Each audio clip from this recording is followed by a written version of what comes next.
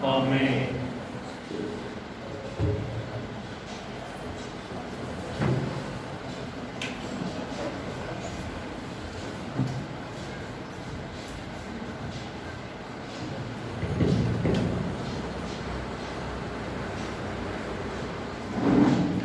Okay, good morning and happy Sabbath. ప్రభునందు ప్రియ దైనిక విశ్వాసులారా, మీ అందరికీ కూడా విశ్రాంతి దిన శుభాకాంక్షలు. మనందరినీ కూడా ప్రేమపూర్వకంగా ఈ యొక్క ఆరాధనకు ఆహ్వానిస్తున్నాను. అందరూ బాగున్నారు కదా? ఈ యొక్క ఆన్లైన్ ద్వారా వింటున్నటువంటి చూస్తున్నటువంటి విశ్వాసులను కూడా ప్రేమపూర్వకంగా ఈ యొక్క ఆరాధనకు ఆహ్వానిస్తూ దేవుడు చేసిన మేలు మరొక ఆయనకు కృతజ్ఞతాస్తుతులు చెల్లించవలసిందిగా మనం చేస్తున్నాం. అదే రీతిగా ఈ నెల 26, 27, 28 తారీఖులలో మనం ముందుగా సంఘంలో ప్రార్థన చేస్తున్న రీతిగా ఉజ్జీవ కూటాలు ఏర్పాటు చేసుకోవాలని ఆశపడుతున్నాం కనుక ఆ యొక్క డేట్స్ మనకి 26, 27, 28 తారీఖుల్లో ఇవ్వడం జరిగింది. దయచేసి ఆ యొక్క కూడికల నిమిత్తమై ప్రార్థన చేయండి. 2 years తర్వాత, 2 సంవత్సరాల తర్వాత ఆఫ్లైన్లో దేవుని సన్నిధిలో ఉజ్జీవ కూటాల్లో మనం పాల్పంచుకుంటున్నాం. లాస్ట్ ఇయర్ మనమంతా ఆన్లైన్ ద్వారానే దేవుని స్తుతించడం జరిగింది. కనుక ప్రియ సహోదరి సహోదరులారా, సంఘ బిడ్డలు, కుటుంబ సభ్యులు, స్నేహితులు, శ్రేయోభిలాషులు అందరూ కూడా చేరి దేవుని మహిమపరుస్తుండగా ఏ విధమైనటువంటి బలహీనత, ఏ విధమైనటువంటి అనారోగ్యాలు ఎవరికి కలగకుండా దేవుని యొక్క నామ ఘనత అక్కడ జరగాలి అని, అనేక మంది బిడ్డలు ఆశీర్వదించబడాలని ప్రార్థన చేయవలసిందిగా మనం చేస్తున్నాం. అదే రీతిగా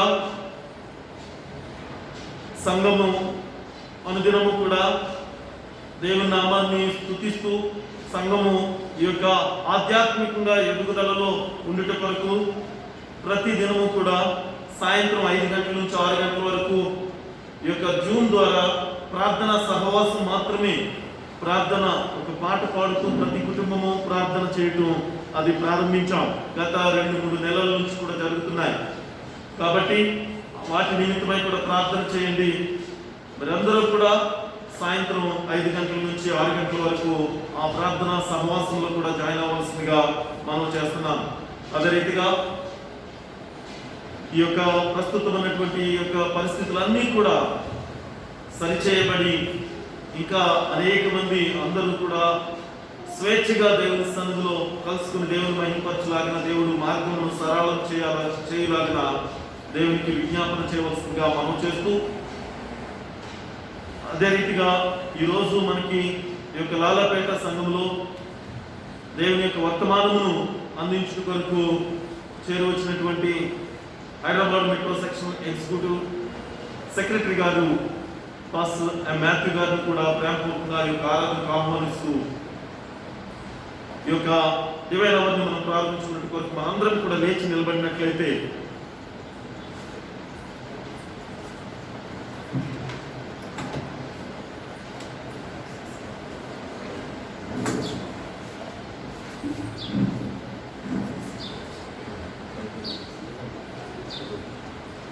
526 పాట పాడుతున్నాం.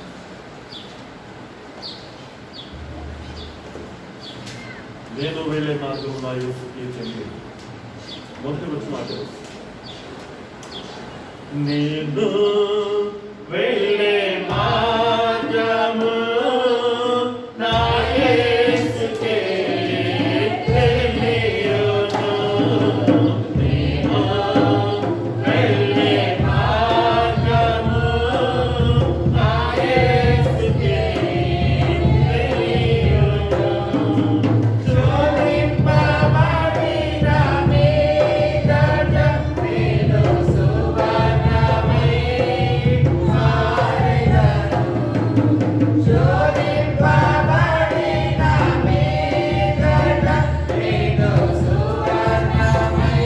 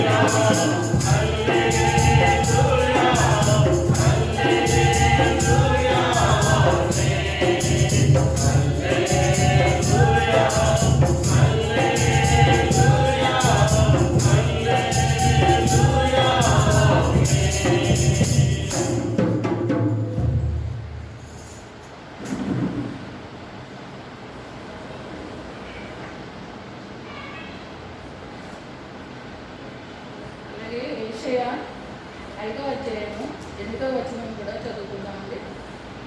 స్థలము మిగలకుండా మీరు మాత్రమే దేశంలో నివసించినట్లు ఇంటికి ఇల్లు కలుపుకొని పొలమునకు పొలము చేర్చుకుని నీకు శ్రమ. ఈ వాక్యం దేవుని దీవించి ఆశీర్వదించండి.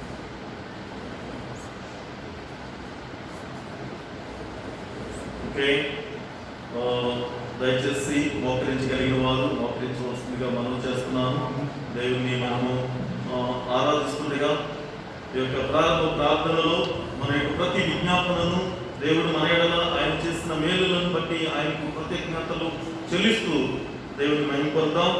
మోకరించలేని వారు నిలబడి ప్రార్థనలో ఎక్కించవలసిందిగా ఆహ్వానిస్తున్నాం. పరిశుద్ధుడా, ప్రేమగల తండ్రి, మీకు వందనాలు. ఈ చక్కటి విశ్రాంతి దినాన్ని తండ్రి ఆయన చిన్న మందగా మీ సన్నిధిలో చేరుకొని మిమ్మల్ని స్తుతించి మహిమపరచుట కొరకు మీరు మాకు ఇచ్చిన ఈ యొక్క గొప్ప ధన్యతను బట్టి మీకు వందనాలు తండ్రి. అవును ప్రభువా, ఏ యోగ్యత లేని నాకును మాకును మీరు చేస్తున్న గొప్ప మేలు దేవా. నాయన మాలో ఏ మంచి లేకపోయినను మా ప్రభువా మీరు మమ్మల్ని ప్రేమించిన రీతిని తండ్రి మీకు వందనాలు చెల్లిస్తున్నాం. గొప్ప దేవా, చేరి వచ్చిన ప్రతి ఒక్క విశ్వాసిని జ్ఞాపకం చేసుకునండి తండ్రి. నాయన చక్కటి సబ్బాతుడి పాఠం ద్వారా మా ప్రభువా మేము కలిగి ఉండవలసినటువంటి నిరీక్షణ, మేము కలిగి ఉండవలసినటువంటి విశ్వాసము, నాయన మేము ఒకరిలో ఒకరికి కలిగి ఉండవలసిన ప్రేమ, నాయన ఎట్టి రీతితో మీరు మాకు బయలుపరిచినందుకు మీకు వందనాలు తండ్రి.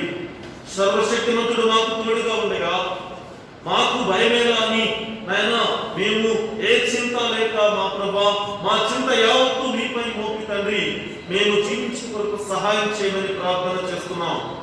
అవును ప్రభా, ప్రస్తుతమైనటువంటి ఈ యొక్క దినములు ఎంత చెడ్డవిగా ఉన్నాయో నాయన, ప్రపంచమంతా ఎంత భయాందోళనతో ఉన్నదో మా ప్రభా నాయన, జరుగుతున్నటువంటి సంభవాలు గుర్తులను బట్టి తండ్రి ఎంతో వేదనతో ఉన్నటువంటి బిడ్డలు అనేక మంది ఉంటుండగా మా ప్రభా బిడ్డలందరినీ మీరు దర్శించి ఉన్నారు, మీకు వందనాలు చెల్లిస్తున్నాం. అనేక మంది బిడ్డలను వారికి కలిగినటువంటి శ్రమల నుండి లేవనెత్తున్నారు, మీకు వందనాలు చెల్లిస్తున్నాం తండ్రి. మహోన్నతుల ప్రేమ గల దేవా, నాయన అట్టి బలహీనతలకు, అట్టి శ్రమలకు, శోధనలకు గురి కాకుండా మమ్మల్ని అందరినీ కూడా మీ యొక్క కృపా కనికరాలకు నేను వారసులుగా చేసుకుని తండ్రి మీ యొక్క రెండవ రాకడలో మీతో నిత్య రాజ్యంలో నాయన పాలి భాగస్థులమయ్యే ధన్యత మా అందరికీ దయచేయమని ప్రార్థన చేస్తున్నాం. మరి ముఖ్యంగా మా ప్రభువా మీ ప్రియబిడ్డలు నాయన జీవన గారి కుమార్తె తండ్రి నాయన సాక్షి ఎవరి బిడ్డలు బట్టి ప్రత్యేక ప్రార్థిస్తున్నాం తండ్రి. ఆ బిడ్డ మా ప్రభువా సూరత్ ప్రాంతం నుండి ప్రయాణంలో ఉన్నదయ్యా తండ్రి, క్షేమంగా ఆ బిడ్డను నాయన యొక్క హైదరాబాద్ ప్రాంతములకు నాయన క్షేమంగా ప్రయాణంలో తోడుగా మీరు నడిపించండి నాయన. ఆ బిడ్డ మా ప్రభువా రాస్తున్నటువంటి MBA ఎగ్జామ్స్ లో కూడా బిడ్డకు తోడుగా ఉంది తండ్రి. చక్కటి జ్ఞానంతో మంచి ఉత్తీర్ణత ఆ బిడ్డకు దయచేయమని ప్రార్థన చేస్తున్నాం. ఇంకను తండ్రి సంఘ విశ్వాసులు అనేక మంది నాయన బిడ్డలు వారి యొక్క నాయన కుమారులు కుమార్తెలు ఎవరి బిడ్డలు తండ్రి వారు రాస్తున్నటువంటి పరీక్షల్లోనూ నాయన వారు ఎదురు చూస్తున్నటువంటి ఉద్యోగాల్లోనూ నాయన వారికి కొరకు తండ్రి ఎవరి బిడ్డల కొరకు నాయన వివాహాల కొరకు తండ్రి సిద్ధపడుతున్నటువంటి బిడ్డలందరిని బట్టి ప్రార్థన చేస్తున్నామయ్యా తండ్రి. బిడ్డల కోరికలను సిద్ధపరిచేయండి నాయన. బిడ్డలను మా ప్రభువా మీ యొక్క పనిముట్లుగా వాడుకోమని ప్రార్థన చేస్తున్నాం, మీకు వందనాలు తండ్రి. అదే రీతిగా మా ప్రభువా నాయన మా యొక్క జీవితంలో నూతనమైనటువంటి ఉద్యమమును పొందుకొరకు ఆధ్యాత్మికంగా తండ్రి ఈ నెల మా ప్రభు 26, 27 తారీఖులలో నేను ఉద్యమ కూటములు ఏర్పాటు చేయాలని ఆశపడుతున్నామయ్యా తండ్రి. మీ పాదముల చెంత పెడుతున్నాము తండ్రి. నాయన నీ చిత్తమైతే నాయన మీకే మహిమకరంగా మీ బిడ్డలైనటువంటి మాకు ఆశీర్వాదకరంగా ఆ యొక్క కూడికలు జరిగించమని ప్రార్థన చేస్తున్నాం తండ్రి. అదే రీతిగా మా ప్రభువా నాయన ఈ యొక్క ప్రణాళికలను సిద్ధపరుస్తూ ఈ రీతిగా నడిపిస్తున్నటువంటి మా యొక్క మెట్రో సెక్షన్ నాయకులను నాయన, అలాగే మెట్రో సెక్షన్ లో ఉండే ప్రతి సంఘ కాపరిని వారి కుటుంబాలను ఆ యొక్క సంఘాల విశ్వాసాలను జ్ఞాపకం చేసుకోండి తండ్రి. అదే రీతిగా మా ప్రభువా మా యొక్క ఈస్ట్ సెంట్రల్ ఇండియా నాయకులను వారి కుటుంబాలను ఆ యొక్క నాయన యూనియన్ లో ఉండే ప్రతి సంఘమును కూడా సంఘ విశ్వాసాలను జ్ఞాపకం చేసుకోండి తండ్రి. అదే రీతిగా తండ్రి మా యొక్క సదరన్ ఏషియా డివిజన్ లో ఉండేటువంటి నాయకులను వారి కుటుంబాలను అలాగే మా ప్రభువా ఆ యొక్క డివిజన్ లో ఉండే ప్రతి సంఘ విశ్వాసాలను కూడా జ్ఞాపకం చేసుకోండి తండ్రి. ప్రపంచ యావత్తుగా ఉన్నటువంటి నా యొక్క తండ్రి ఆ యొక్క జనరల్ కాన్ఫరెన్స్ నాయకులను వారి కుటుంబాలను తండ్రి అదే రీతిగా ఆ యొక్క ప్రపంచ యావత్తు ఉన్నటువంటి మీ యొక్క ప్రియబిడ్డల విశ్వాసాలను జ్ఞాపకం చేసుకోండి అయ్యా. మీ యొక్క కాపుదల భద్రత తండ్రి తోడి తన యొక్క రెక్కల చాటున తన బిడ్డలను ఏ రీతిగా అయితే భద్రపరిచినదో ఆ రీతిగా ఆయన బిడ్డలైనటువంటి మమ్మల్ని అందరినీ కాసి కాపాడి నడిపిస్తున్నందుకు మీకు వందనాలు చెల్లిస్తూ మేము ఇంకా మీ యొక్క పరిశుద్ధ లేఖనాలలో ఆధ్యాత్మికంగా బలపడుట కొరకు సహాయం చేయమని ఈ లోకం వైపు చూడక తండ్రి నాయన మీ వైపు చూస్తూ ఆ యొక్క నిత్య రాజ్యమునకు వారసులేదని మా అందరికీ దయచేయమని అలాగే మా ప్రభువా మీ ప్రియదాసుని ద్వారా మీరు ఈ సమయంలో మాతో మాట్లాడినటువంటి ఆ పరిశుద్ధ లేఖనాల ద్వారా ఆయన మీ మాతో మాట్లాడి మా జీవితంలో సరి చేసుకునే దానికి మాకు దయచేయమని మీ ప్రియ కుమారుడు మా రక్షకుడైన యేసు క్రీస్తు నామమున అడిగి వేడుకుంటున్నాము తండ్రి. ఆమేన్.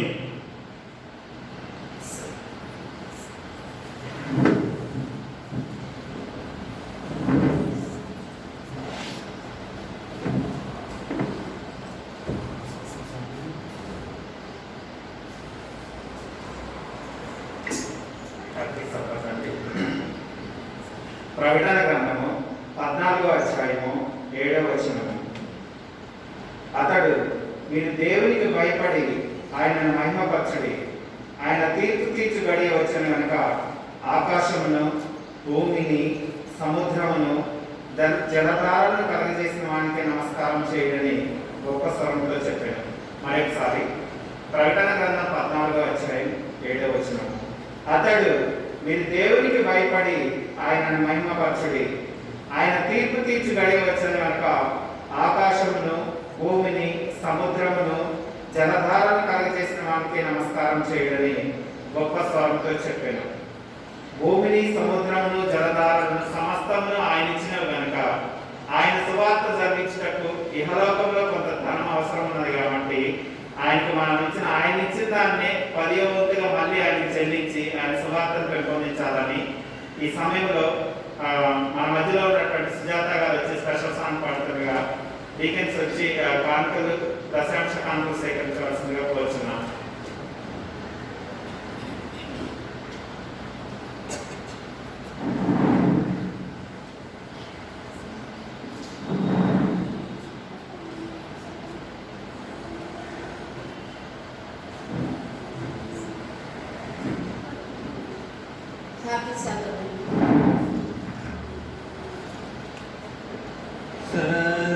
సర్వయుగములలో సజీవుడము, సరిపోల్చగలనాని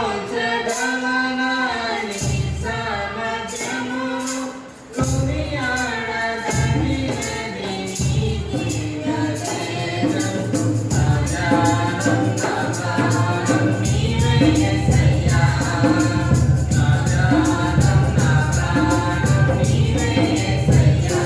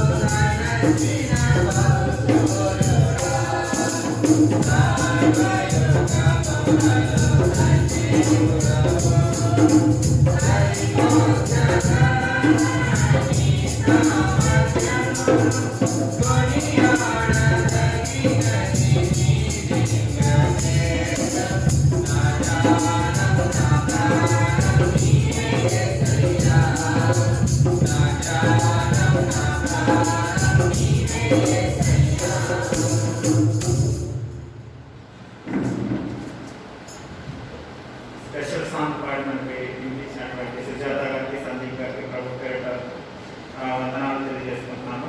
కాంతులు గారికి ప్రార్థన చేసుకున్నాము. ప్రార్థన అందరు కలుగుతున్నట్టయితే ప్రార్థన. మహోన్నతుడ, మహాకరుడ, కోటాను కోట్ల దూతలతో ఎల్లవేళ స్తుతింపబడుతున్న మహారాజా నీకే వందనాలు, స్తోత్రాలు నాయన ప్రభువా. ఇదిగో తండ్రి, ఈ విశ్రాంతి దిన సమయంలో మేము కొద్దిమందిగా కూడుకొని నేను ధ్యానించడానికి మేము అందరం ఉండగా పాటలతో ఆరాధించడం తండ్రి, స్తోత్రం నాయన. ఇదిగో తండ్రి, ప్రతి బిడ్డ మీ సేవ విస్తార కొరకు తండ్రి వాళ్ళు చేయకొలది వాళ్ళు కానుకలు, దశాంశ కానుకలు చెల్లించారు తండ్రి. ఎవరైతే చెల్లించారో వాళ్ళు విస్తారంగా ఆశీర్వదించండి తండ్రి. ఎవరైతే చెల్లించాలనుకుంటున్నారో వాళ్ళు కూడా ప్రేరేపించండి తండ్రి, స్తోత్రం అయిన ప్రభావ. మీరే ఉండి ఆశీర్వదించండి తండ్రి ప్రభావ. అలాగే ఈ నెల జరగబోయేటటువంటి రెవెన్యూ మీటింగ్ లో కూడా మమ్మల్ని అందరినీ ప్రేరేపించి అవి కూడా ఆర్థికంగా మంచిగా జరిగి అందరూ ప్రేరేపింపబడి వాటికి కావాల్సిన అవసరాలను కూడా తీర్చు విధంగా అందరూ ప్రేరేపించండి తండ్రి, స్తోత్రం నాయన. ఇగో ప్రభా తండ్రి, ఇప్పుడు మేము పాటల ద్వారా నిన్ను ధ్యానించాం తండ్రి. వాక్యాన్ని బోధించగా వారి నోటికి మీగా గోరుగా ఉండి ఆ వాక్యం మా హృదయాల్లో నిలిచి వాటి ప్రకారం మేము ప్రవర్తించలాగా ఉంటున్నారని చేయమని, ఎటువంటి శాతాంశోధనలు లేకుండా దూరపరిచి మమ్మల్ని మళ్ళీ క్షేమంగా మా గృహాలకు చేర్చమని యేసయ్య వినయంగా బతిమాలు పెట్టుకుంటున్నాం తండ్రి. ఆమేన్.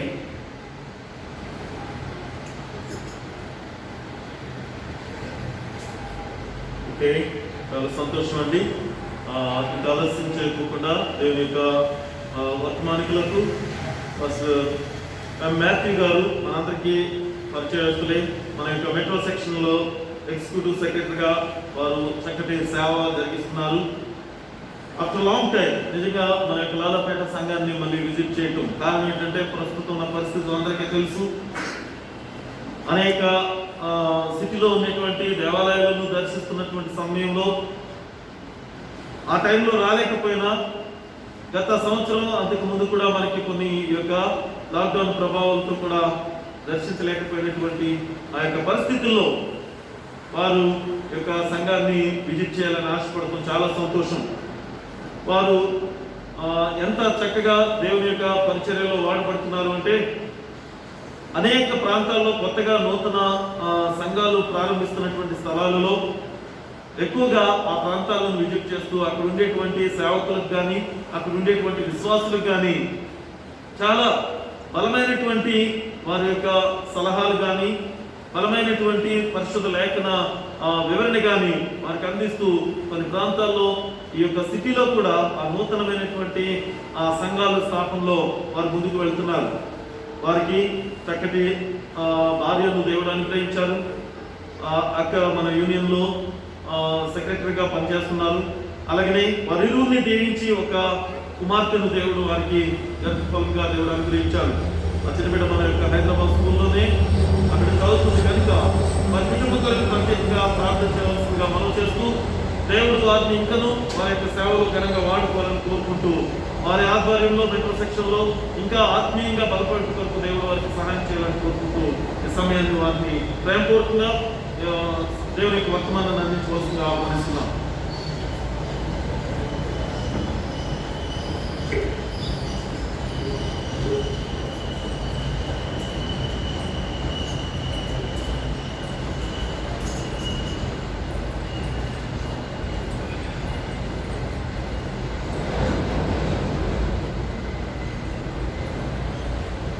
దేవుని యొక్క కృప వలన దేవుని యొక్క ప్రేమ వలన మనందరం ఆయన సన్నిధిలో దేవుడు మనల్ని కాసి కాపాడి సజీవతలో చేర్చి ఆయన సన్నిధిలో కూడుకుని ఆయన నామమును కీర్తించుటకు తనకు అభిషేకించినటువంటి మహావిశ్రాంతినిపై దేవునికి మనం చేస్తున్నాం.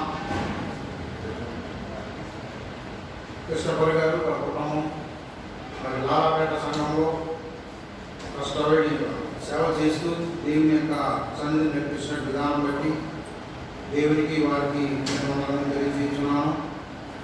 ఇటీవల కరోనా వైరస్ వచ్చినప్పటి నుండి మా అందరం మరి కలుసుకోలేకపోయాం. ఒకరికొకరం పలకరించుకోవడానికి, కలిసి మాట్లాడుకోవడానికి, కలిసి ఉండడానికి అవకాశం లేదు. మా ఫోన్లోనో లేకపోతే మరి వాట్సాప్ ద్వారా, మెసెంజర్ ద్వారా, ఫేస్బుక్ ద్వారా మనం కలుసుకుంటున్నాం. ఇది ఒక ఆర్టిఫిషియల్, ఇదేంటది ఆర్టిఫిషియల్, అది న్యాచురల్ కాదు, ప్రకృతి సంబంధమైనది కాదు. వాట్సాప్ ద్వారా, మెసెంజర్ ద్వారా మాట్లాడుకోవటువంటిది మనకంతా ప్రేమలో మరి పెంచదు. కానీ ఈ విధంగా కూడుకోవటం ఇది దేవుడు ఇచ్చినటువంటి ఆధిక్యతగా నేను భావిస్తున్నాను. మరి ముఖ్యంగా కిషోర్ గారు వారి మిసెస్ ఈ లాక్డౌన్ టైంలో ఈ సాఫ్ట్వేర్ ద్వారా, ఇంటర్నెట్ ద్వారా వారు సేవ చేశారు. వారు చాలా వందనాలు. అండ్ మినిస్ట్రీ కొంతమంది ఇక లాక్డౌన్ కానీ ఎందుకులే సేవ అనుకునే వారు కూడా కొంతమంది ఉన్నారు. కానీ సెల్ ఫోన్ ద్వారా వారు చేశారని వారు చూస్తూ ఉండేవాడిని.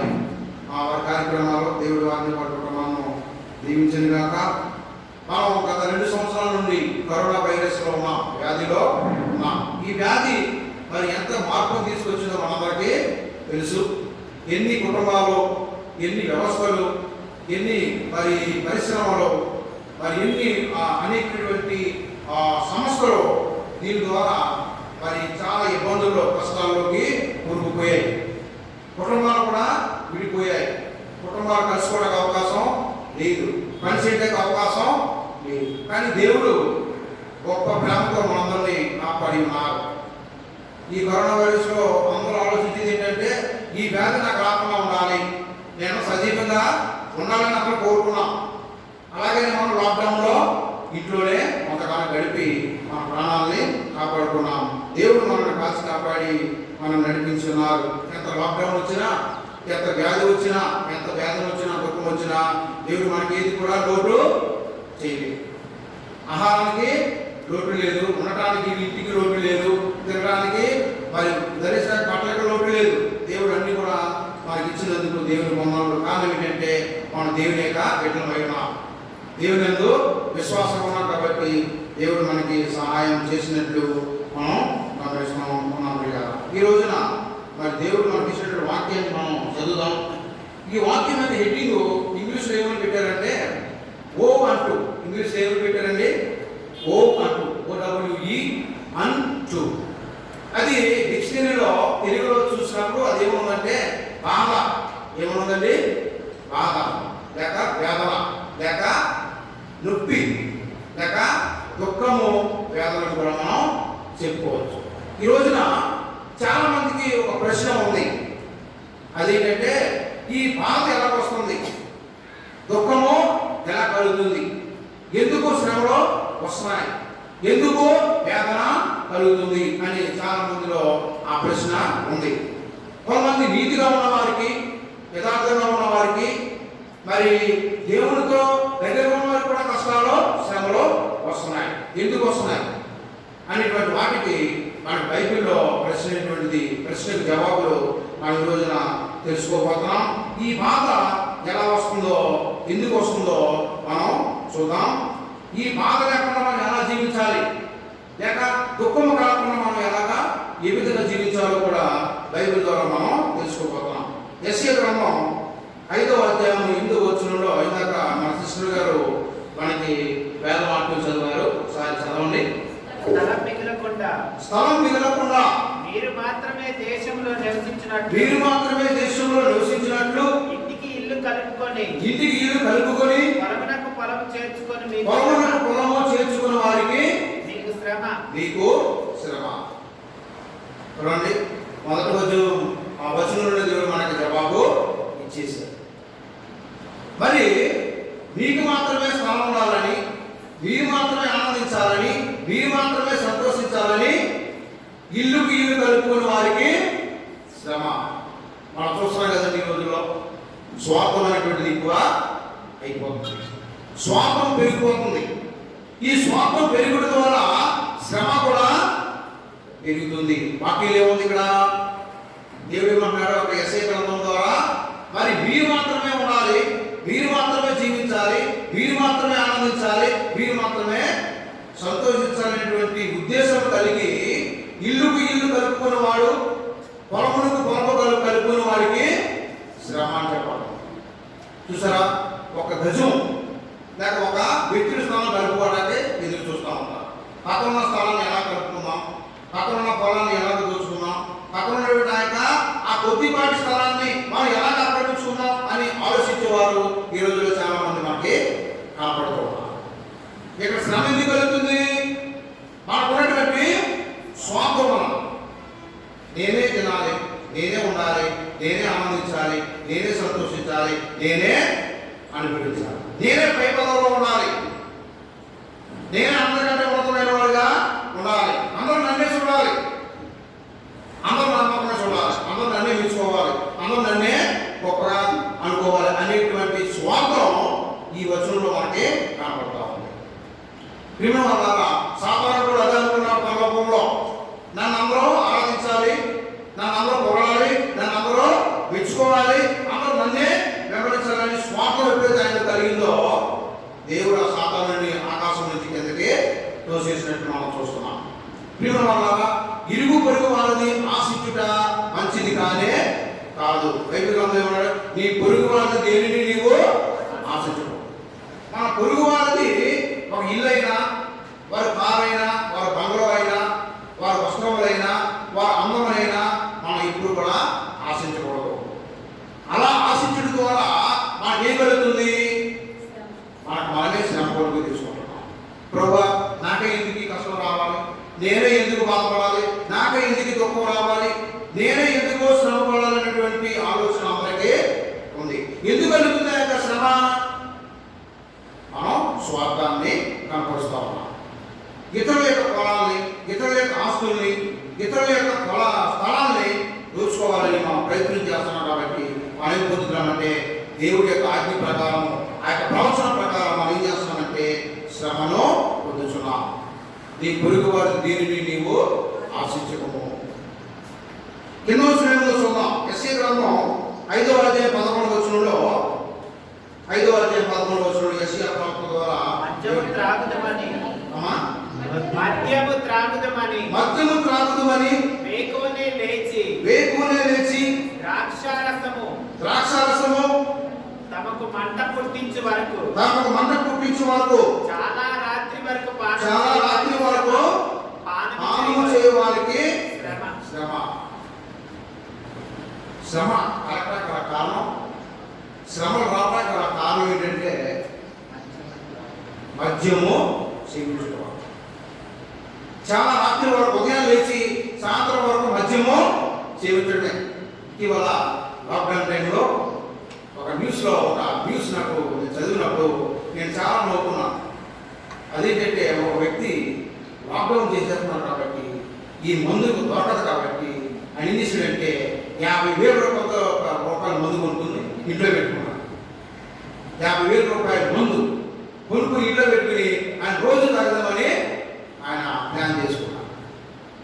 ఆయన అమ్మ ప్రాణాలు పోగొట్టుకుంటే, అమ్మ చచ్చిపోతుంటే ఈ వ్యాధి భయపడి అమ్మ ఇంట్లో ఉండి ప్రభు నా ప్రాణ కాపాడమని అందరూ దేవుని ప్రార్థన చేస్తుంటే నువ్వు ఏం చేస్తున్నావు?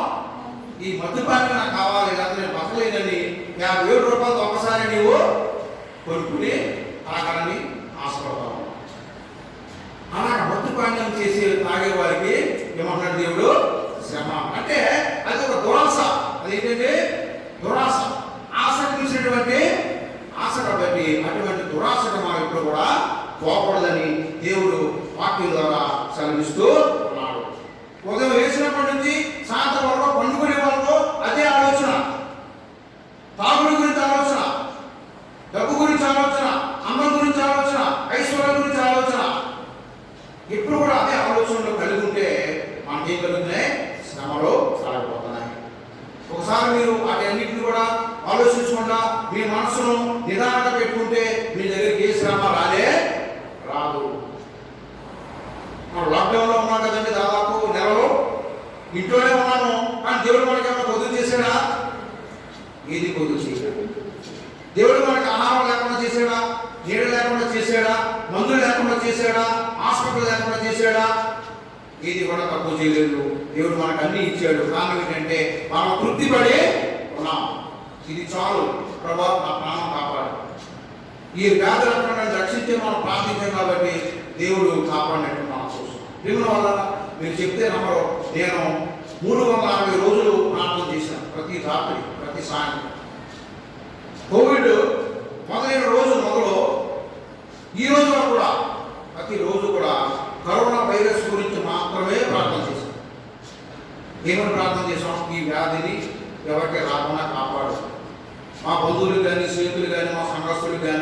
మా ఆఫీసర్స్ కానీ, లేక మా తోబుట్టువులకి కానీ, మా స్నేహితులకు కానీ ఎవరికి కూడా వ్యాధి రాకుండా మరణం కాకుండా కాపాడమని ప్రార్థన చేశాను.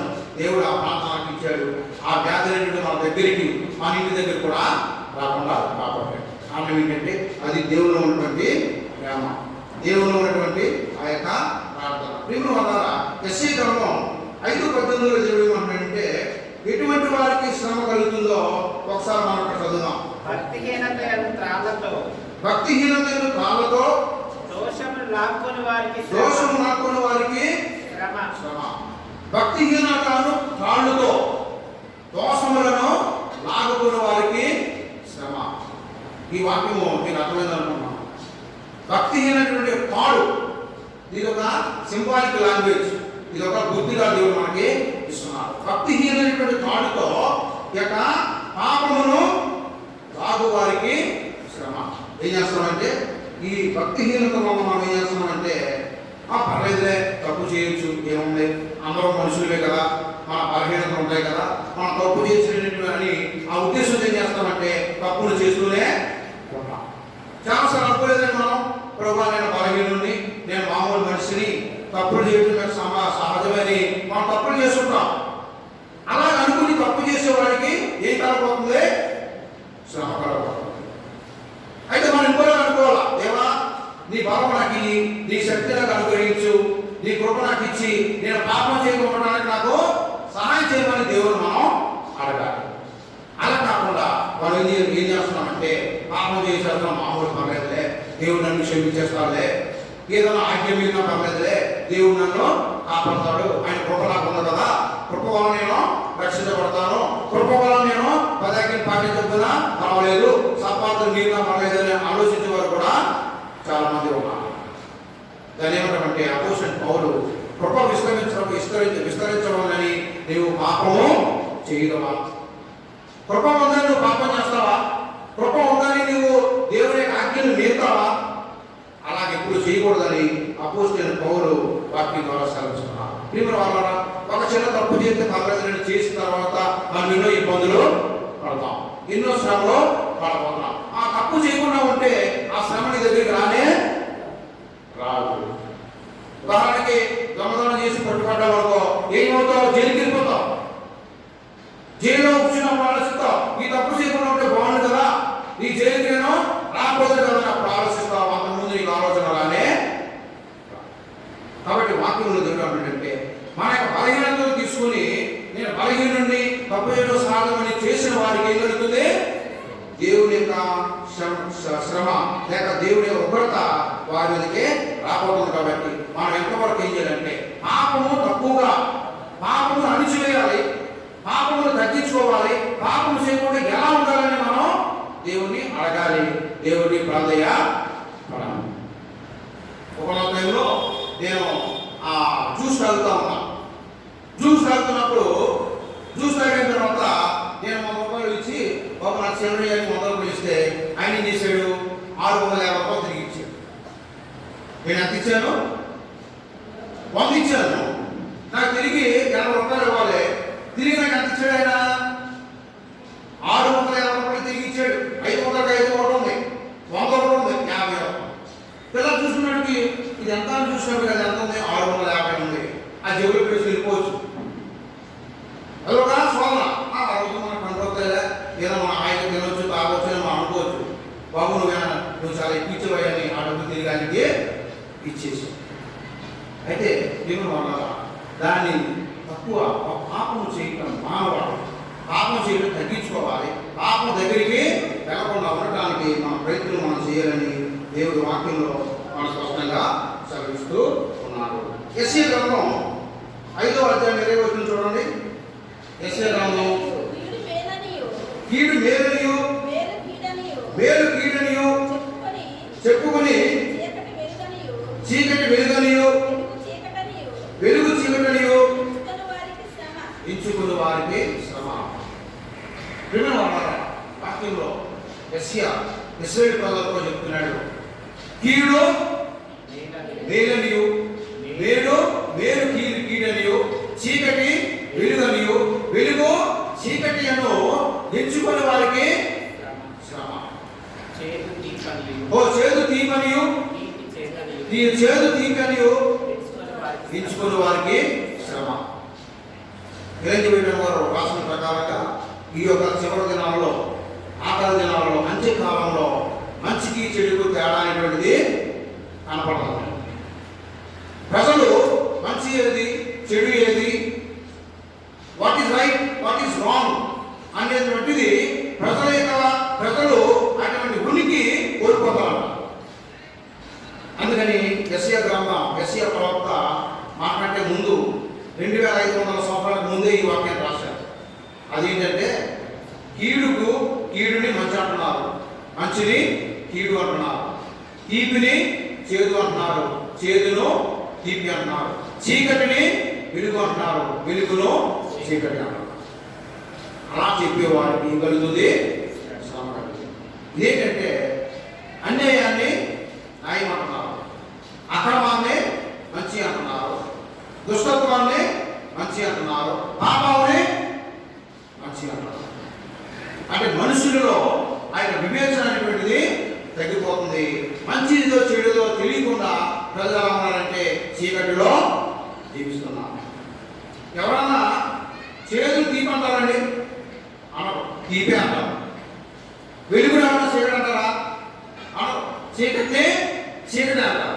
అయితే దేవుని యొక్క ఉద్దేశం ఏంటంటే పాపం చేయడానికి, లేక లాభం పొందడానికి, లేకపోతే డబ్బులు సంపాదించడానికి, లేక హోదాను సంపాదించడానికి, ఐశ్వర్యాన్ని అంతస్తుని సంపాదించడానికి ఏం చేస్తారంటే ప్రజలు ఏం చేస్తున్నారంటే ఈ యొక్క అన్యాయాన్ని న్యాయమని అంటున్నారు, లేక న్యాయమును అన్యాయమని ఏం చేస్తారు?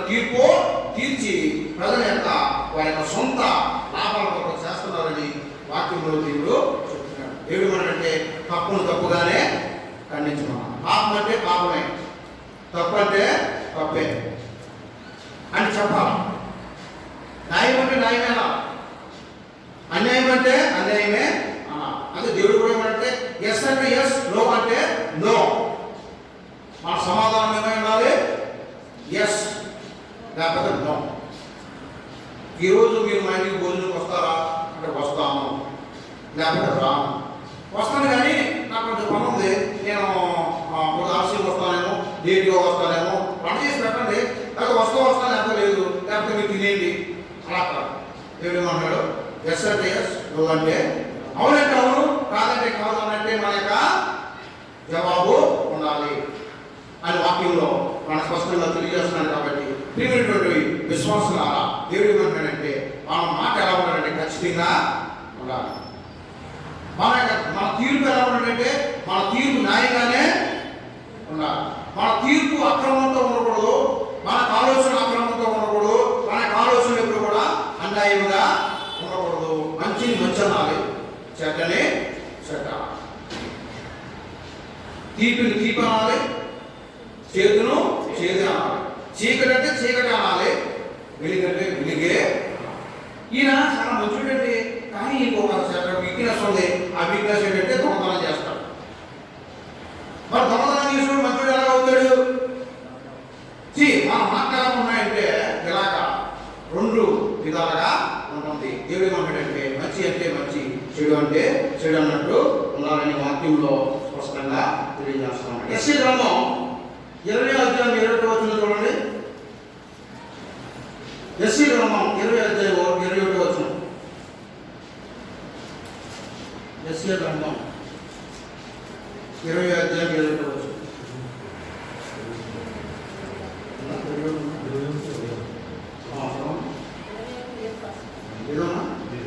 22 చదవండి. 20వ అధ్యాయం 2వ వచనం. ఆ కాలమున యెహోవా ఆమోజు కుమారుడైన యెషయా ద్వారా ఇలాగ సెలవిచ్చెను, నీవు పోయి నీ నడుము మీద గోనె బట్టలు విప్పి నీ పాదముల నుండి ఆ గోనె తీసివేయము. ఇక్కడ చూడండి, ఇక్కడ యెషయా గ్రంథంలో ఒక మాట ఉంది. అదేంటంటే మీరు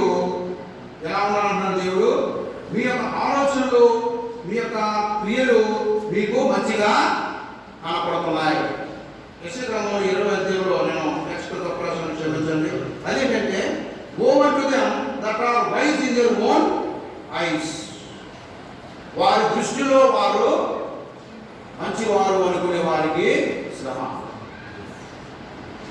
నా దృష్టిలో నేను మంచివాడిని, మీ దృష్టిలో మీరు మంచివాడే అనుకుంటాం. అది సహజం, మానవ యొక్క నైజం. నేను అన్ని మంచి పనులే చేస్తున్నాను అని మనం అనుకుంటాం.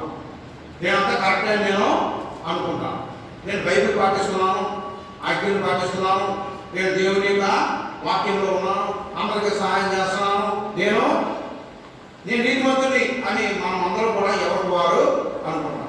అలా అనుకుంటే ద్వారా మనం ఏమవుతున్నామంటే మనం దేవుళ్ళ ముందుకి ఎదగలేకపోతున్నాం. మనం ఎదగాలంటే మనం ఎలా ఉండాలి? దీనులుగా ఉండాలి.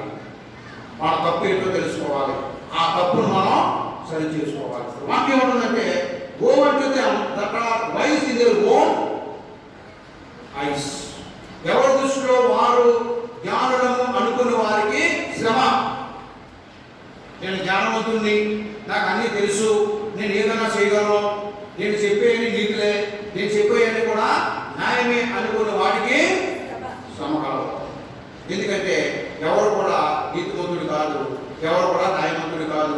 ఒకడే ఒకడు యెహోవా దేవుడు. ఆయన ఒక్కడే తెలివైన వాడు, ఆయన ఒక్కడే జ్ఞానవంతుడు, ఆయన ఒక్కడే నీతిమంతుడు, ఆయన ఒక్కడే మంచివాడు. మంచివారు ఎవరు పడి లోకంలో లేరు. కాబట్టి అయితే మనకి ఆ యొక్క జ్ఞానం ఎలా కలుగుతుంది? ఎలా కలుగుతుందంటే దేవుడిని అడుగుతున్నా.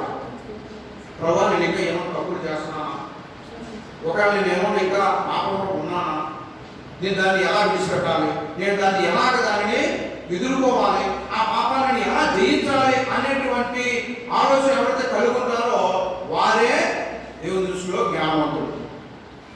తప్పు చేస్తూ దాన్ని ఇంకా కప్పుకుంటూ దాన్ని ఇంకా చేస్తూ దాన్ని విడిచిపెట్టకుండా జీవించే వాడికి దేవునికి ఆశీర్వాదం రానే రాదు. కాబట్టి over to them that are wise in their own eyes. అయితే నాకు నేనే జ్ఞానవంతుని అనుకోవడం ద్వారా ఏమీ కూడా లాభం లేదు.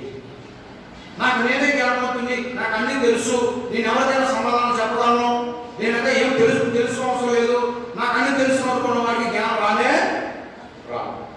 అందుకే ఫిలాసఫర్స్, సైంటిస్ట్ ఏమన్నారంటే మనం ఎల్లప్పుడూ విద్యార్థిగానే ఉండాలి. మనం ఎప్పుడు చదువుతూనే ఉండాలి, ఎప్పుడు రాస్తూనే ఉండాలి, ఎప్పుడు ఆలోచిస్తూనే ఉండాలి, ఎప్పుడు కొత్త కొత్త విషయాలు తెలుసుకోవాలి. అలా తెలుసుకోకపోతే మన నాలెడ్జ్, మన యొక్క జ్ఞానం అక్కడితో ఆగిపోతుంది, మనకి ఎదగనే ఎదగదు. ఉదాహరణకు మీరు వంటలు చేస్తారు కదా స్త్రీలు, మీరు వంటలు చేస్తున్నప్పుడు ఉదాహరణకి పప్పు చేశారు అనుకోండి, ఈరోజు పప్పు చేసుకుని తినండి, ఓకే, ఈరోజు ఇలా ఉంటుంది టేస్ట్. అదే పప్పు మీరు వారంతో చేసి మళ్ళీ తినండి, అది ఇంకో టేస్ట్ కాదు. ఉదాహరణకి రసం చేశారు అనుకోండి, ఈరోజు చేసుకుని తినండి, ఈరోజు ఒకలా ఉంటుంది టేస్ట్, ఈరోజు పొద్దున్న బాగుంటుంది, ఒక వారం తర్వాత చేస్తేనండి ఇంకా బాగుంటుంది. ఎందుకు? మీరు ఇంకా నేర్చుకుంటున్నారు, ఎక్కువ నేర్చుకుంటున్నారు, ఇంకా ఎక్కువ తెలుసుకుంటున్నారు. కాబట్టి మీరేమవుతారంటే రోజు రోజుకి అభివృద్ధి చెందుతున్నారు. అలాగే బైబిల్ వాక్యం కూడా ఈరోజు వాక్యం చదివాం, కొంత నేర్చుకున్నాం, రేపు ఇంకా కొంత నేర్చుకోవాలి, రేపు ఇంకా నేర్చుకోవాలి. అలాగే మన వాక్యాన్ని చదువుతూనే ఈరోజు చదివినటువంటి వాక్యము రేపు చదవండి, మనందరూ ఇంకో కొత్త వాక్యం వస్తుంది. యోహాను సువార్త 3:16 చదవాలి. ఈరోజు దేవుడు లోకమును ఎంతో ప్రేమించాడు, కాగా తన దేవుని కుమారుని విశ్వాసం ప్రతి వారిలో నశింపగా నిశ్చయం పొందని ఈరోజు చదివాడు. ఇదో వాక్యాన్ని రేపు చదవం, మరి రేపు కొత్త ఆలోచన వస్తుంది, ఎల్లుండి చదవండి, ఇంకో కొత్త ఆలోచన వస్తుంది, అదే వాక్యం. కానీ రోజు ఒక న్యూ మీనింగ్, రోజు ఒక కొత్త వాక్యం, కొత్త ఆలోచన, కొత్త అర్థం మనకు వస్తూ ఉంటుంది. అందుకని దేవుడు ఏమంటాడంటే మరి over to them that feel that they are wise in their own eyes. మనం ఆ విధంగా మోసపోకుండా మనం ఏం చేయాలంటే రోజుకి దేవుని గురించి కొత్త విషయాలు దేవుని గురించి మనం నేర్చుకోవాలి, కొత్త విషయాలు బైబిల్ నుంచి మనం నేర్చుకోవాలి.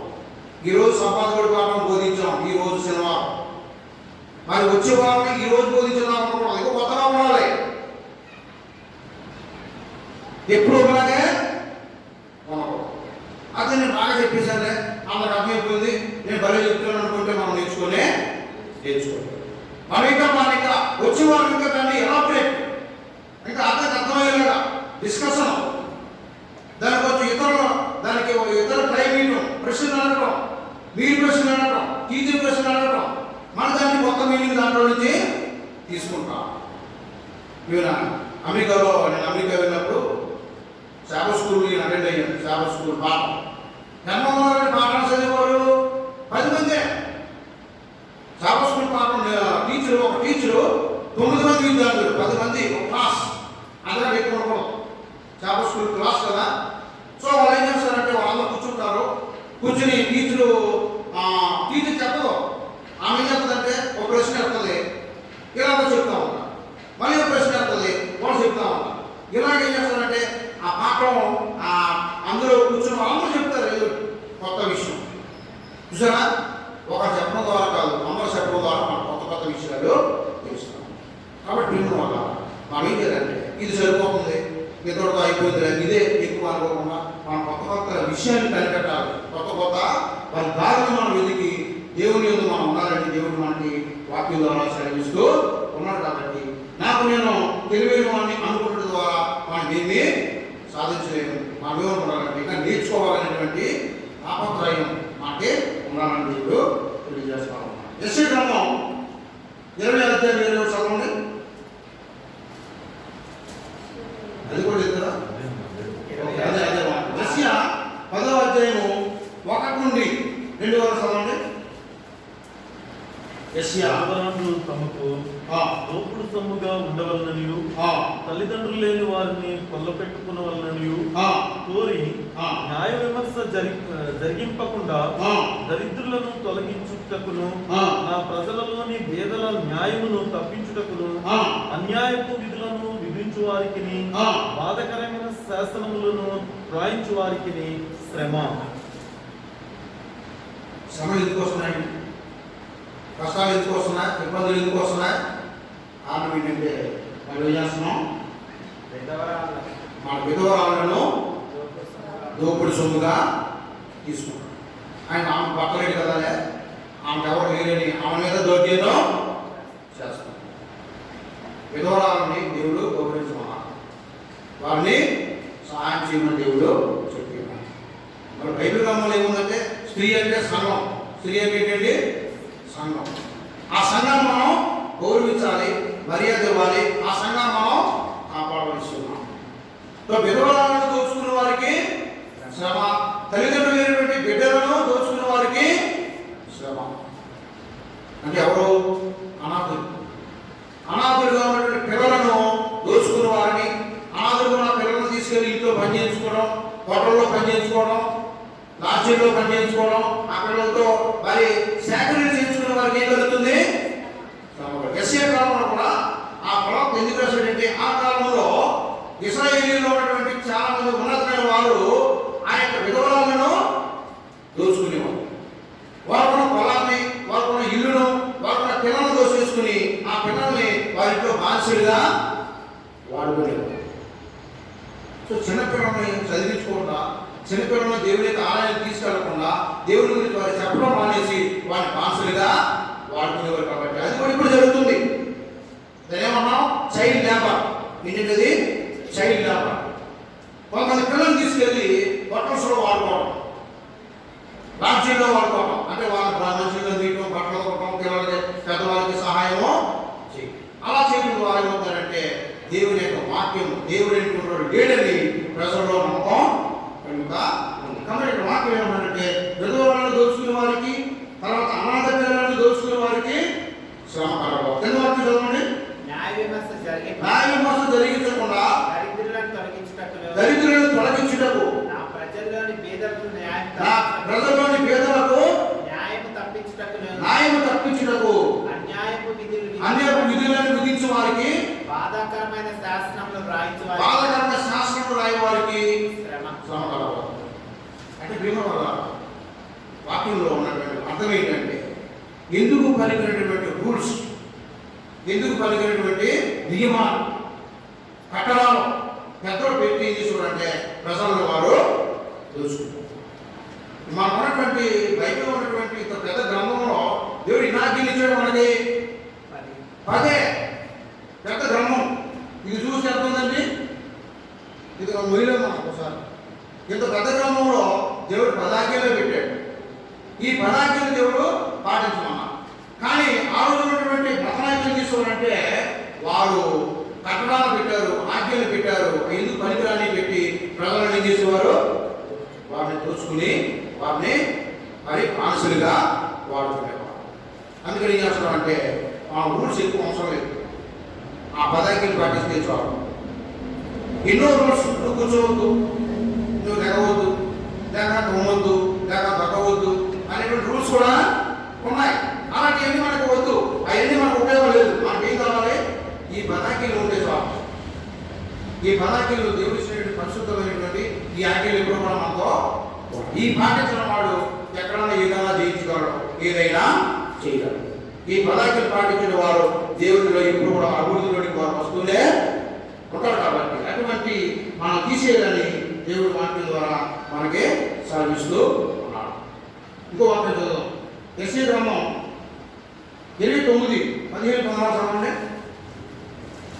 యెషయా గ్రంథం 29. తమ ఆలోచనలు యెహోవాకు కనపడకుండా లోపల వాటిని మరుగు చేయి చూసి వారికి శ్రమ కలుగుతుంది. మమ్మల్ని ఎవరు చూస్తారు? మా పని ఎవరికి తెలియను అనుకొని చీకటిలో తమ క్రియలు జరిగించు వారికి శ్రమ కలగబోతుంది. మాస్టర్ గారు వాక్యం చెప్తున్నారు, మమ్మల్ని భయపెట్టేస్తున్నారు, నాకు శ్రమ రాకపోతాయని మీరు అనుకుంటున్నారేమో. ఈ వాక్యం చదువుతారు మనం విడిచిపెడితే మనకు శ్రమ రానే రాదు. మనం ఎప్పుడు కూడా సంతోషంగా ఆనందంగా జీవిస్తాం. ఎందుకంటే ప్రేమ వల్ల మనం విడిచిపెట్టవలసినవి విడిచిపెట్టలేదు, వదిలిపెట్టకుండా వాటినే మనం పట్టుకుని ఉన్నాం. కాబట్టి మనతో ఈ శ్రమలు వెంటాడుతూనే ఉన్నాయి. ఇక్కడ వాక్యం ఏమంటారంటే 15వ వచనంలో 29లో తమ ఆలోచనలు యెహోవాకు కనబడకుండా లోపల వాటిని మరుగు చేయి చూసి వారికి మా ఆలోచనలు ఎవరైనా కనపడతాయా? మా మైండ్లో ఏముందో తెలుస్తుందండి. తెలియదు. మనం ఏం ఆలోచిస్తున్నాం మనకి ఇప్పుడు ఎవరికి తెలియదు, మనకే తెలుసు, నాకే తెలుసు. మన ఆలోచనలు ఏం చేస్తున్నామంటే అవి మరుగు చేస్తున్నాం. మన ఆలోచనలు మనలో ఉంచుకుని మనం చేస్తామంటే ఈ ఆలోచనల ద్వారా ఇతరులకు హాని కల్పిస్తాం. మన ఆలోచనలు ఏం చేస్తున్నామంటే మరుగుపరుస్తున్నాము. అవి బయటపడకుండా చూసుకున్నాం. కాబట్టి వాటి వలన శ్రమ పడుతుంది. కొన్నిసార్లు మనం మాట్లాడదాం కానీ మన ఆలోచనలు వేరుగా ఉంటాయి. మన మాట్లాడడం వినబడుతున్నాయి కానీ మనం వేరే ఆలోచిస్తూ ఉంటాం. అంటే 2 విధాలుగా మనం ఆలోచిస్తూ ఉంటాం. అటువంటి ఆలోచనలు దేవునికి నచ్చవు. అందుకే దేవుడు అంటే మన ఆలోచనలు చాలా జాగ్రత్తగా ఉండాలని దేవుడు తలుస్తూ ఉన్నాడు. ఈ ఆలోచన ద్వారా ఎన్ని మోసాలు జరుగుతాయో మనకు తెలుసు కదండి. ఈ లోకంలో మనం చేసే ఆలోచన ద్వారా మనం చేసేటువంటి మరి ఈ యొక్క మనసులో ఉన్నటువంటి మాటల ద్వారా మనం ఎన్నో హాని ఎంతో జరుగుతూ ఉందని మనం చదువుతున్నాం. అలా ఆలోచన చూడండి. అయ్యో మీరంతా మమ్మల్ని ఎవరు చూచేదరు? మా పని ఎవరికి తెలియను అనుకొని చీకటిలో తమ క్రియలు జరిగించు వారికి మమ్మల్ని ఎవరు చూస్తారు, మమ్మల్ని ఎవరు కనిపెడతారు, మేము చేసే ఎవరు కనపడతాయి అని చీకటిలో జరిగించే క్రియలు బట్టి వారికి శ్రమ కలుగుతూ ఉంటాయి. అంటే లోపల చేయడం అంటే అది దేవుని దృష్టిలో ఎంత మాత్రం ఇష్టం కానే కాదు. సో లోపల జరిగేవి కూడా పాపం, లోపల జరిగేవి కూడా ఇతరులకి హాని చేసేటట్టుగా ఉంటాయి. మన లోపల చేసేవన్నీ కూడా అవి దేవునికి ఇష్టం కానే కాదని దేవుడు తెలియజేస్తున్నాడు. అందుకే దేవుడు ఏమంటే మరి నిర్మలమైన మనసును దేవుడు కోరుకుంటున్నాడు. అది దేవుడికి కనపడింది ఏమైనా ఉందా? దేవుడు చూడని ప్రదేశం ఏమైనా ఉందా? దేవుడు లేని ప్రదేశం ఏమైనా ఉందా? దేవుడికి అన్నీ మీకు తెలుసు కదండి గెహాజీ స్టోరీ. గెహాజీ ఏం చేశాడు? ఆ నైమాన్ దగ్గరికి వెళ్ళి, అయ్యా మా అయ్యగారు ఆ గిఫ్ట్ని ఏమన్నాడని ఆ బంగారం అంతా తెచ్చుకుని ఇంట్లో దాచుకుని మరి వచ్చి అయ్యగారి దగ్గర నిలబడి ఉన్నాను. ఆయన ఏమనుకుంటున్నాడు? ఆయనకి ఏమీ తెలియదులే, నేను తెచ్చేసుకున్నాను, ఇంట్లో పెట్టేసుకున్నాను, అది ఎవరినే కాపాడదు అనుకున్నాడు. కానీ ముందుగానే దేవుడు ఆయన ప్రవక్తకు ఎలీషాకు ముందుగానే దేవుడు చెప్పేశాడు దర్శనం చూపించడానికి. ఇదిగో నీ గెహాజీ నీ శిష్యుడు వెళ్తున్నాడు, వెళ్ళి ఆయన దగ్గర బంగారాన్ని ఆ వస్త్రాన్ని తెచ్చుకున్నాడని ఆయన ముందుగానే చెప్పేశాడు. కాబట్టి ఆయన ముందుగానే తెలిసిపోయింది. సో నేను చేసేది కూడా ఎవరికి కనపడవు, ఎవరికి తెలియవు, నేను ఏమన్నా చేయొచ్చు అని చీకట్లో ఏదైనా చేసినట్లయితే దేవుడు వాటిని అడుగుపరుస్తున్నాడు. జరిగే రాజకీయాలు చూశారు కదండి. రాజకీయాలు ఎలా జరుగుతాయి సంఘంలోను మరి సమాజంలోను. ఈ రాజకీయాలు కూడా ఎలా జరుగుతాయి? లోపలే జరుగుతాయి, బయటికి కనపడవు. అటువంటి క్రియలు దేవునికి ఇష్టం కానే అది. కాబట్టి మనం ఏం చేయాలంటే ఎవరు చూపలేదు అనేటువంటి ఆలోచన మనలో నుంచి తీసేసుకొని మనం ఎలా ఉండాలంటే దేవుని యొక్క బిడ్డగా మనం జీవించాలని దేవుడు కోరుకుంటున్నాం. ఇంకొక వాక్యం చదువుదాం. యెషయా 30:1-3 చూడండి. యెషయా యెహోవాకు ఇదే. యెహోవాకు ఇదే. 31 చదవండి. వాక్యం చదవండి. యెహోవాకు ఇదే. యెహోవాకు ఇదే. లోబడిన పిల్లలకు శ్రమ, పాపములకు పాపము కూర్చుకున్నట్లుగా వారు నన్ను అడగక ఆలోచన చేయుదురు. నా ఆత్మ నియమింపని సంధి చేసుకుందురు. ఇక్కడ ఏమంటాడంటే లోబడిన పిల్లలకు, ఎవరైతే దేవునికి లోబడరో, ఆయన ఆజ్ఞలకు ఎవరైతే లోబడరో, ఎవరైతే దేవుని యొక్క మాటని ఎవరైతే వినరో వారికి ఏం కలుగుతుంది? శ్రమ. దేవునికి విధేయుడు ఉన్నవాడికి శ్రమ రాదు. దేవుడికి విధేయుడు ఉన్నవాడికి ఇటువంటి ఆపద రాదు. దేవుడి సర్వస్వం అయితే దేవుడికి లోబడి ఉంటే మనకి ఇటువంటి ఆపద రాదని దేవుడు సెలవిస్తున్నాడు. పాపమునకు పాపము కూర్చుకున్నట్లుగా వారు నన్ను అడుగక ఆలోచన చేయదు. అది దేవుణ్ణి మనం నిజంగా అడుగుతున్నామా? ప్రభా నేను ఎలా జీవించాలి, నేను ఎలా విశ్వాసంగా ఉండాలి, ఎటువంటి మంచి క్రియ చేయాలి, ఏ విధంగా ఆజ్ఞలను నేను కైకొనాలి, ఏ విధంగా నేను ప్రార్థన చేయాలి, ఏ విధంగా నేను విశ్వాసం అన్నప్పుడు ప్రార్థన చేశామా? దేవుడు ఏమంటాడంటే నన్ను మీరు అడగండి. ఎవరైతే దేవుని అడుగుతారో అడిగిన వారికి దేవుడు తప్పకుండా ఇస్తాడు. దేవుని సంఘ కాపరులు మాస్టర్స్ ఏమని ప్రార్థన చేయాలి, ఏమని అడగాలి దేవుణ్ణి? ప్రభా వాక్యం నేను ఎలాగా చదవాలి, వాక్యం ఏ విధంగా నేను బోధించాలి, ఏ వాక్యమును బోధించాలి, ఏ సమయంలో ఏ వాక్యం బోధించాలి, ఏ సమయంలో ఎటువంటి పాట మాడాలి, దేవుని అడగాలి. నేను వాక్యమును ఏ విధంగా బోధించాలి, నేను వాక్యం బోధిస్తే ప్రజలకు అర్థం అవ్వాలి. ఏదో బోధించేసాను అయిపోయింది అనేటువంటిది కాదు. దేవుని అడగాలి వాక్యం ఎలా బోధించాలి, ఎంత వాయిస్ ఉండాలి, ఎంత టోన్, ఎంతమందికి వాక్యం బోధించాలి, వారికి ఎటువంటి వాక్యం కావాలి అనేటువంటి ఆలోచనలు సంఘ కాపరులకి రావాలి. అవి రావాలంటే దేవుడు మనం అడగాలి. అలా అడిగితే దేవుడు మనకే ఇస్తాడు. మనం బోధించే వాక్యం అర్థమైపోతే మనం బోధించిన ఉపయోగం లేదు. మనం బోధించింది ప్రజలకు అర్థం కాకుండా వారు పాటించబడినట్లయితే ఉపయోగము. ఈవెన్ మాస్టర్ గారు, డాక్టర్ గారు ప్రభావ ఎలా వైద్యం చేయాలి, వైద్యం ఏ విధంగా చేయాలి, ఎటువంటి మందులు వారికి మేము రాయాలి.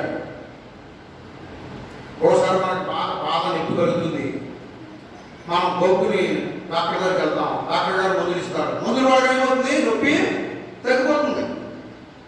ఒకసారి నాకు కడపలో పాస్టర్గా ఉన్నప్పుడు నాకు టైఫాయిడ్ జ్వరం వచ్చింది.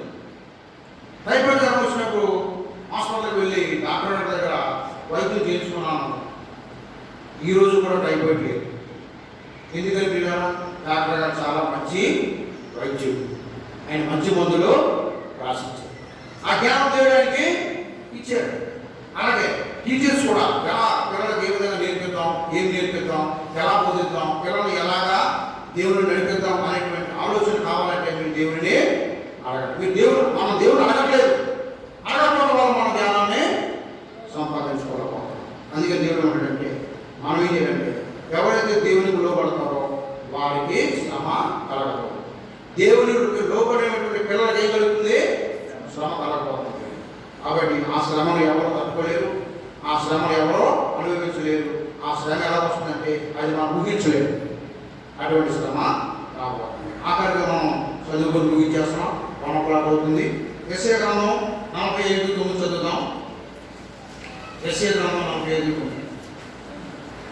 మట్టి కుండ మట్టి కుండ పెంకులలో ఒక పెంకై ఉండి తనను సృజించిన వానితో వాదించు వానికి శ్రమ. చూడండి, మట్టి కొండ పెంకులలో ఒక పెంకై ఉండి తను సృజించిన వానితో వాదించు వానికి శ్రమ. ఇప్పుడు మట్టి కొండ ఆ యొక్క కొమ్మరి చేస్తాడు. మట్టి కొండ చేసిన తర్వాత ఆ మట్టి కొండ నేను ఎలా తయారు చేసి అడుగుతుందా? అడగడానికి అవకాశం ఉందా? అధికారం ఉందా? లేదు.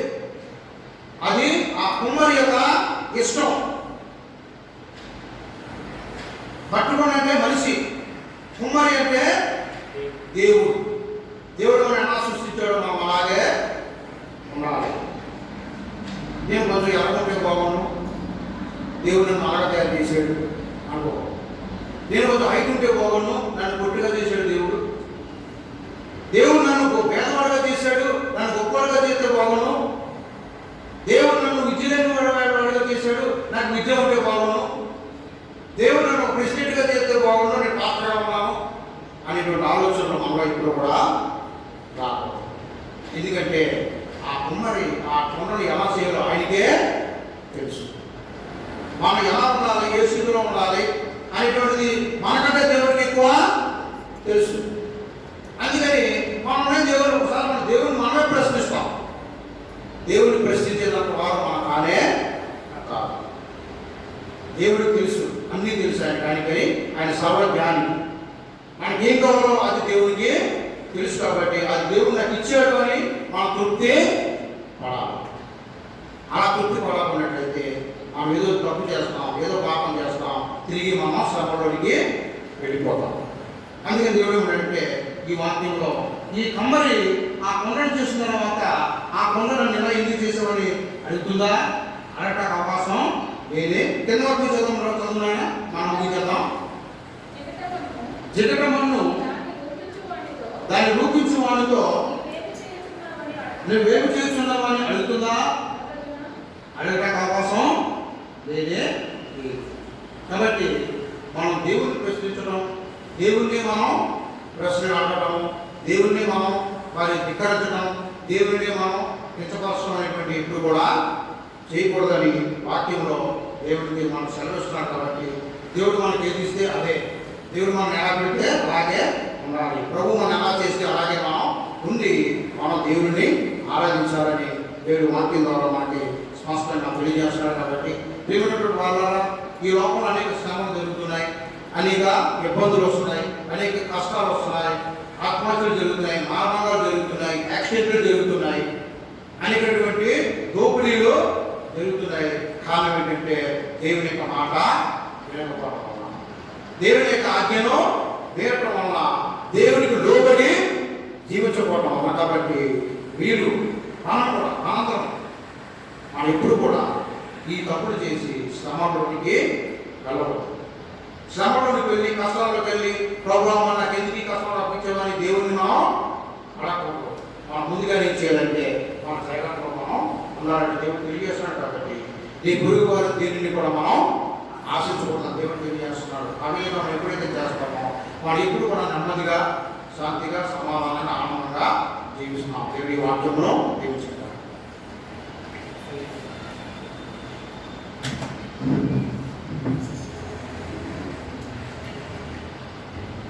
ఓకే,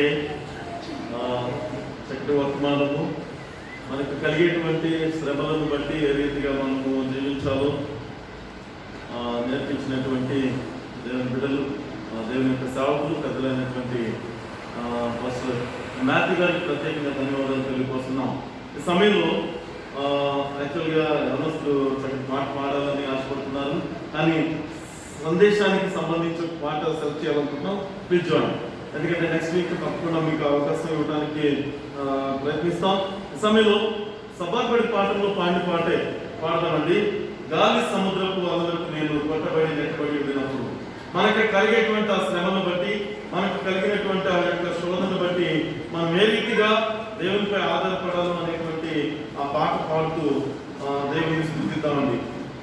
479 ఓకే, 479 అండి. దయచేసి ఆ పాట పాడుతూ దేవుని స్తుతిద్దాం.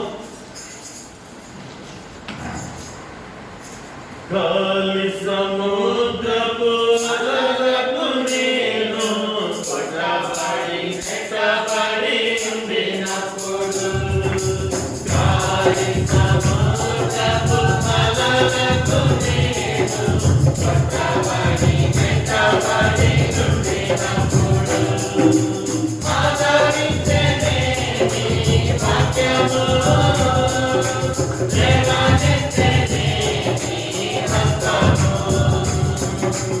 ఆదరించెనే నీ వాక్యము, లేవనెత్తెనే నీ హస్తము. హల్లెలూయా, హల్లెలూయా, హల్లెలూయా, హల్లెలూయా, హల్లెలూయా, హల్లెలూయా, హల్లెలూయా, హల్లెలూయా. ప్రేమలలో నేను నీకు తోడంటిని, మొరపెట్టగా నా మొరవింటిని.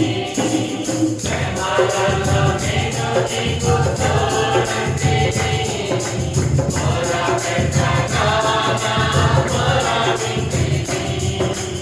ఆదుకొంటివి నన్ను, ఆదుకొంటివి, నీ కృపతో నన్ను దోచితివి. ఆదుకొంటివి నన్ను,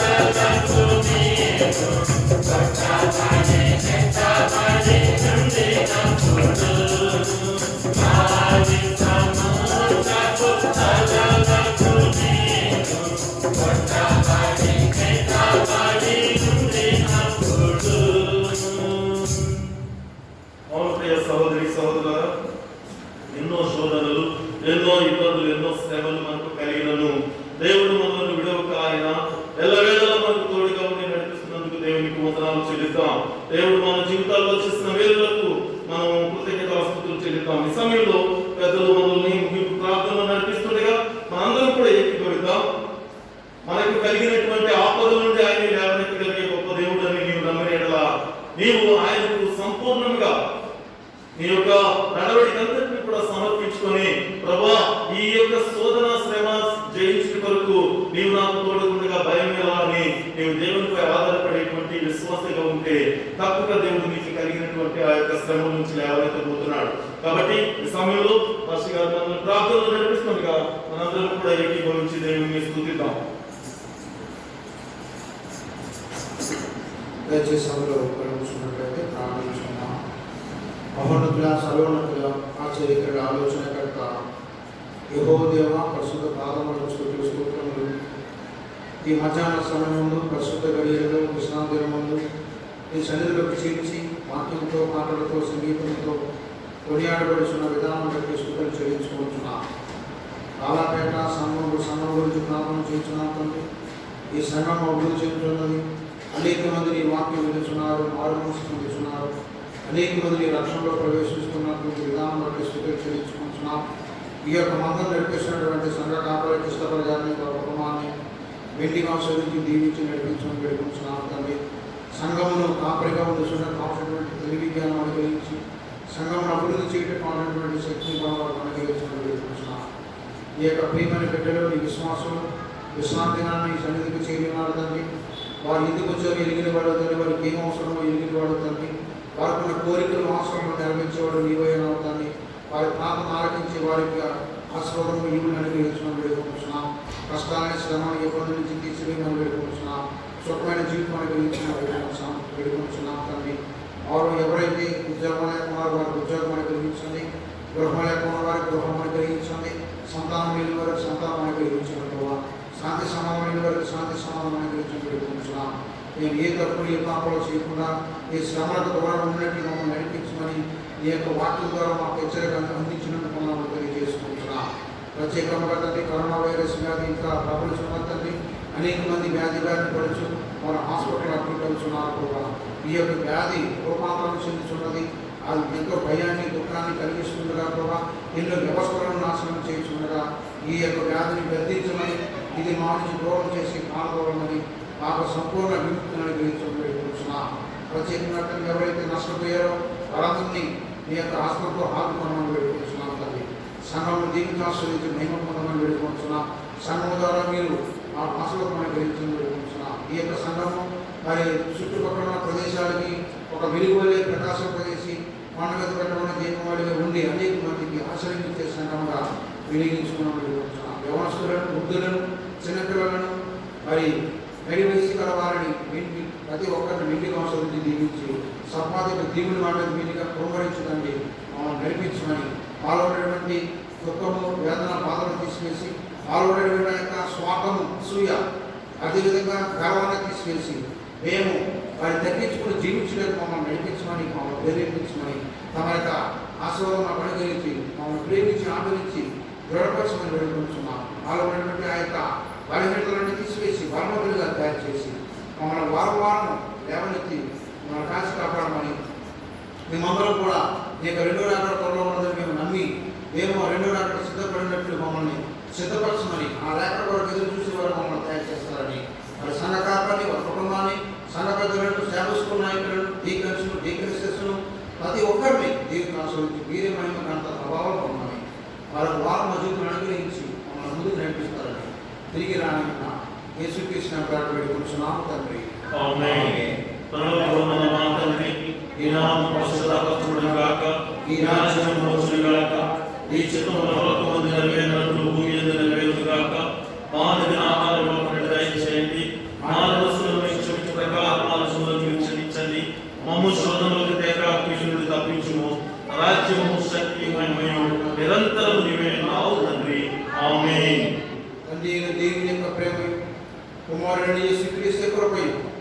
పరిశుద్ధాత్మ దేవుని యొక్క సహవాసం సదాకాలము సంఘ కాపరి గారికి వారి కుటుంబానికి విశ్వాసులందరికీ ఇప్పుడు ఎల్లప్పుడూ తోడైన గాక. ఆమేన్. ఆమేన్.